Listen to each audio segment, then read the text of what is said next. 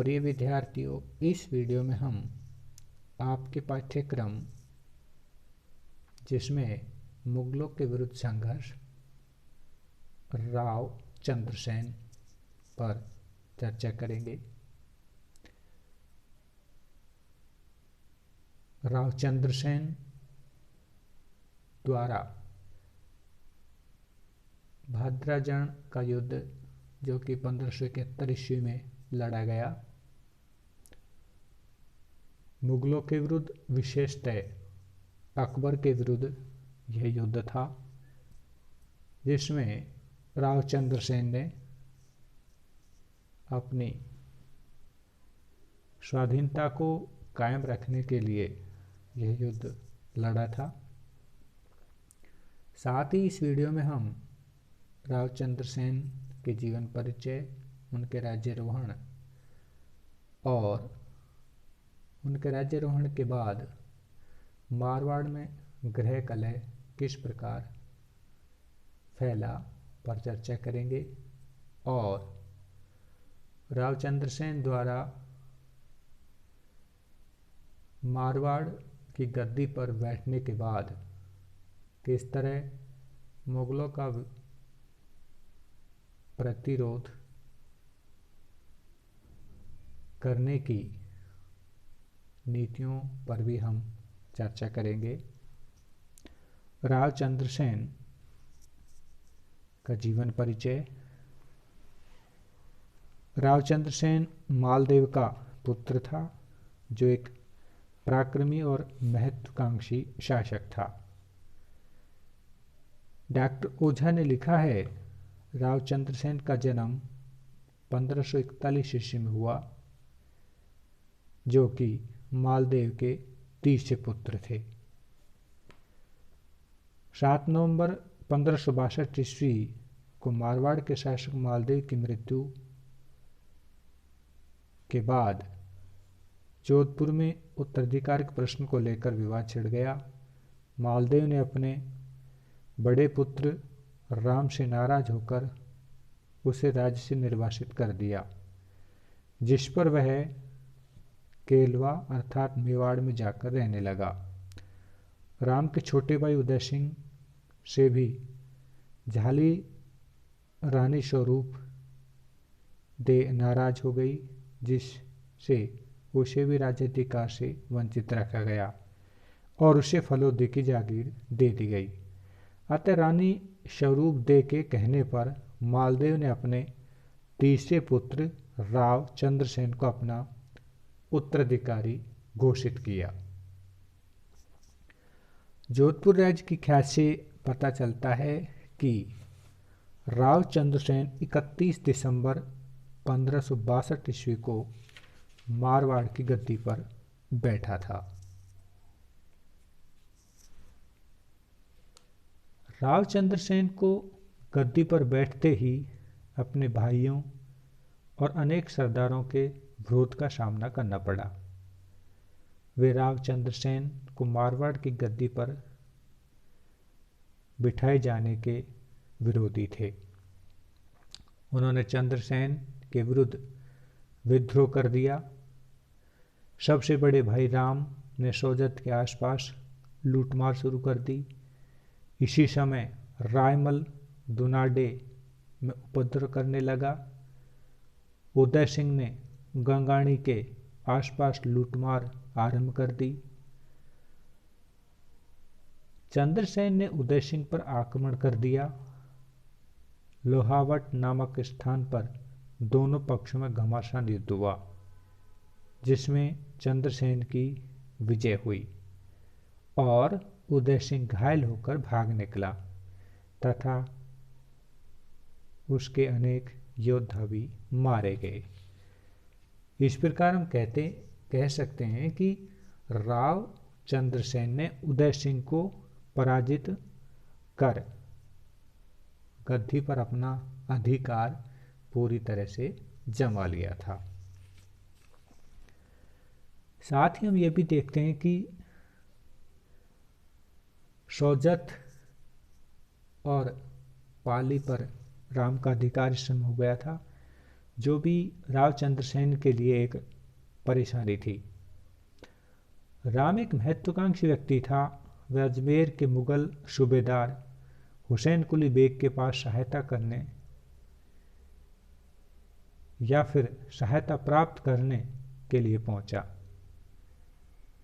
वह मुगलों की एक सेना लेकर 1563 ईस्वी में बावड़ी नामक स्थान पर पहुंचा, परंतु इस समय राम के कुछ सरदारों के प्रयत्नों से राव चंद्रसेन और राम के बीच एक संधि हुई, जिसके अनुसार राव चंद्रसेन ने सोजत का परगना राम को दे दिया। इसके बाद मुगलों की सहायता से राम ने पाली पर भी अधिकार कर लिया। इन सभी बातों से यही निष्कर्ष निकलता है कि राव चंद्रसेन के सामने पिता मालदेव की मृत्यु के बाद और उसे गद्दी मिलने के बाद अनेक परेशानियों का सामना करना पड़ रहा था। इन परेशानियों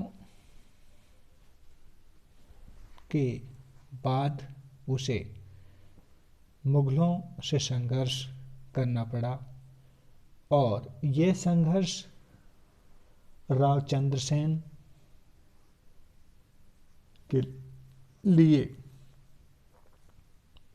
उसके जीवन पर्यंत का एक हिस्सा बन गया था। जैसे जोधपुर पर मुगलों का अधिकार।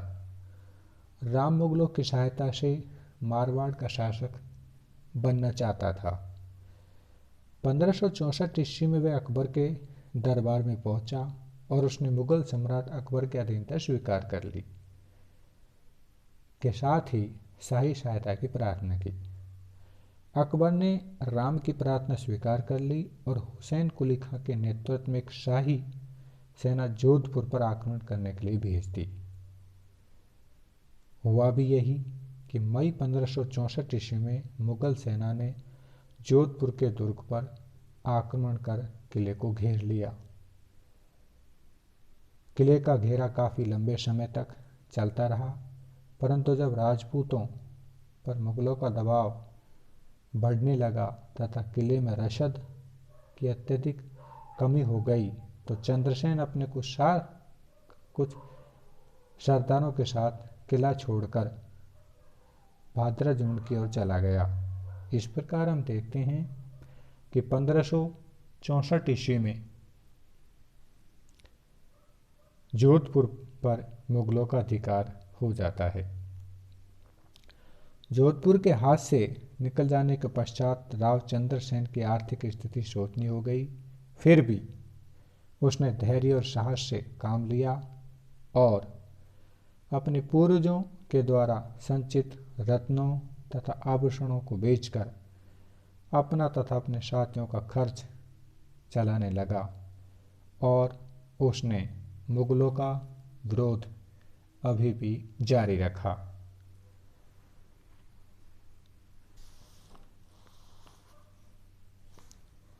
राव चंद्रसेन भी अपनी इस प्रतिरोध की नीति को आगे बढ़ाता रहा। राव चंद्रसेन की अकबर से भेंट। अकबर जब 3 नवंबर 1570 ईस्वी को नागौर पहुंचा तो नागौर में उसने कुछ समय रहने का निश्चय किया। अकबर राजपूतों की फूट का लाभ उठाकर राजपूतों में मुगलों का प्रभुत्व स्थापित करना चाहता था। यहाँ बीकानेर के शासक कल्याणमल, जैसलमेर के शासक हर्राय ने पहुंचकर अकबर की अधीनता स्वीकार कर ली। इन दोनों शासकों ने अकबर से वैवाहिक संबंध भी किए। राव चंद्रसेन भी अपना राज्य पुनः प्राप्त करने की आशा से भादरा जून से चलकर नागौर पहुंचा तथा अकबर की सेना में उपस्थित हुआ। चंद्रसेन के भाई राम तथा उदय सिंह अपने स्वार्थों की पूर्ति के लिए पहले से ही अकबर की सेना में उपस्थित थे। अबुल फजल तथा बदायून के अनुसार नागौर में अकबर राव चंद्र सेन ने मुगल सम्राट अकबर की अधीनता स्वीकार कर ली, परंतु यदि राव चंद्र सेन ने अकबर की अधीनता स्वीकार कर ली थी तो अकबर ने अजमेर के तत्कालीन मुगल सूबेदार को राव चंद्र सेन के विरुद्ध फरवरी 1571 में भादरा जोन पर आक्रमण करने क्यों भेजा था। इसी तथ्य को ध्यान में रखते हुए अबुल फजल तथा बदायूनी के इस कथन को स्वीकार नहीं किया जा सकता कि चंद्रसेन ने अकबर की अधीनता स्वीकार कर ली। हाँ, ये कह सकते हैं कि राव चंद्रसेन अकबर के दरबार में उपस्थित हुआ था। राव चंद्रसेन का नागौर से लौटना। ऐसा प्रतीत होता है कि राव चंद्रसेन जोधपुर राज्य पर अपने अधिकार का औचित्य प्रकट करने के लिए नागौर गया था, परंतु अकबर ने राव चंद्रसेन को कोई स्पष्ट आश्वासन नहीं दिया होगा। अतः राव चंद्रसेन ने यह अनुभव किया होगा कि अकबर एक व्यक्ति को दूसरे व्यक्ति से लड़ाकर अपना स्वार्थ सिद्ध करना चाहता है। परिणाम स्वरूप राव चंद्रसेन ने अकबर के दरबार से लौटने का निश्चय कर लिया और वह नागौर से लौट आया। नागौर से लौटने के बाद उसने मुगलों पर अपना प्रतिरोध जारी रखा। भादरा जून पर मुगलों का अधिकार। जब चंद्रसेन बिना आज्ञा लिए अचानक नागौर लौट आया तो अकबर बड़ा दुखी हुआ और उसने राव चंद्रसेन के दमन के लिए अजमेर के मुगल सूबेदार खान कला को भेजा। खान कला ने एक विशाल सेना लेकर भादरा जून के किले पर आक्रमण कर दुर्ग को घेर लिया। राव चंद्रसेन ने कुछ समय तो भादरा जून में रहकर मुगल सेना का मुकाबला किया, परंतु जब मुगलों का दबाव बढ़ने लगा तो उसे भादरा जून का दुर्ग छोड़ना पड़ा। वह भादरा जून के किले से निकलकर सिवाना के दुर्ग चला गया और 17 फरवरी 1571 ईस्वी को भादरा जून के किले पर मुगलों का अधिकार हो गया। इन परिस्थितियों में भी राव चंद्रसेन तनिक भी अपने लक्ष्य से नहीं हटा और उसने मुगलों का विरोध जारी रखा। भादरा जून छोड़ने के पश्चात अपने अगले 4 वर्षों तक राव चंद्रसेन सिवाना के दुर्ग में रहा। यद्यपि इस समय तक अनेक राठौड़ सरदारों और सामंतों ने अकबर की अधीनता स्वीकार कर ली थी, परंतु राव चंद्रसेन अपने सीमित साधनों के बावजूद मुगलों का विरोध करता रहा। अकबर ने राव चंद्रसेन का दमन करने के लिए मार्च 1574 ईस्वी में बीकानेर राय सिंह को भेजा। शाही सेना सिवाना की ओर बढ़ी और सोजत पहुंची। सोजत पर कल्ला का अधिकार था, जो राव चंद्रसेन का प्रबल समर्थक था। जब कल्ला को शाही सेना के आगमन की सूचना मिली तो वह कोरम के पहाड़ों में चला गया, परंतु शाही सेना ने उसका पीछा करना जारी रखा और अंत में बाध्य होकर कल्ला ने आत्मसमर्पण कर दिया। परिणाम स्वरूप सोजत के दुर्ग पर मुगलों का अधिकार हो गया। इसके पश्चात शाही सेना ने सिवाना के दुर्ग को घेर लिया। राव चंद्रसेन दुर्ग की रक्षा का भार पत्ता राठौड़ पर छोड़कर स्वयं पिपलौद की ओर चला गया। सिवाना का घेरा लगभग 2 वर्ष तक चलता रहा। शाही सेना सिवाना के दुर्ग पर अधिकार नहीं कर सकी और राव चंद्रसेन के आकस्मिक दावों से वो परेशान हो गई। इस तरह राव चंद्रसेन ने मुगलों का विरोध जारी रखा। अकबर शाही सेनाओं के असफलता से बड़ा नाराज हुआ। उसने जलाल खां को एक विशाल सेना लेकर राव चंद्रसेन के दमन के लिए भेजा, परंतु जलाल खां इस अभियान में मारा गया। अतः 1576 ईस्वी में अकबर ने अपने प्रसिद्ध सेनापति शहबाज खां के नेतृत्व में एक विशाल सेना सिवाना की ओर भेजी। शहबाज खां ने दुनाड़े के दुर्ग पर अधिकार कर लिया और आगे बढ़ा और सिवाना के दुर्ग को घेर लिया। अंत में मार्च 1576 ईस्वी में सिवाना के दुर्ग पर मुगलों का अधिकार हो गया। राव चंद्रसेन और उसके सहयोगी सरदार पहाड़ियों से ही अवसर पाकर मुगलों पर धावा बोलकर उन्हें परेशान करते रहे। पोकरण पर भाटियों का अधिकार। सिवाने के दुर्ग के हाथ से निकल जाने के पश्चात राव चंद्रसेन की स्थिति शोचनीय हो गई और उसे मारवाड़ छोड़कर मेवाड़ की ओर जाना पड़ा। राव चंद्रसेन की दुर्बल स्थिति का लाभ उठाकर जैसलमेर के शासक हर्राय ने अक्टूबर 1576 ईस्वी में पोकरण पर आक्रमण कर दिया और किले को घेर लिया। उस समय पोकरण राव चंद्रसेन के अधिकार में था तथा किले की रक्षा की जिम्मेदारी आनंद राम पंचोली पर थी।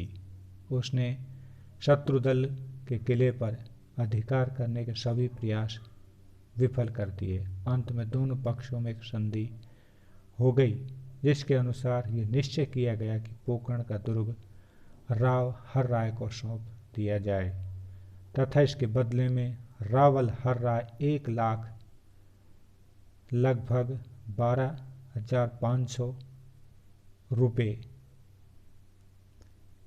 राव चंद्रसेन को कर्ज के तौर पर देगा। पोकरण का दुर्ग भाटियों को सौंप दिया गया।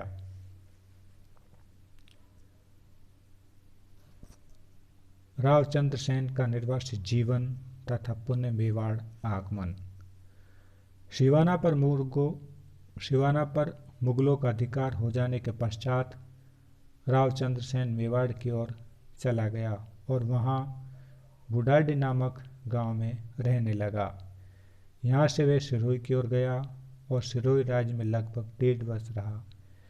इसके पश्चात डूंगरपुर राज्य में गालियाकोट नामक स्थान पर रहा।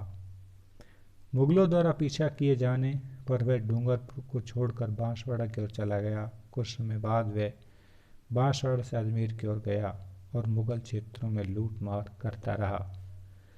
जब कल्ला मुगलों के हाथों मारा गया तो मारवाड़ के राठौड़ सरदारों के निमंत्रण को पाकर राव चंद्रसेन अपने सहयोगियों सहित मारवाड़ लौट आया और 1579 ईस्वी में सोजत पर अधिकार कर लिया।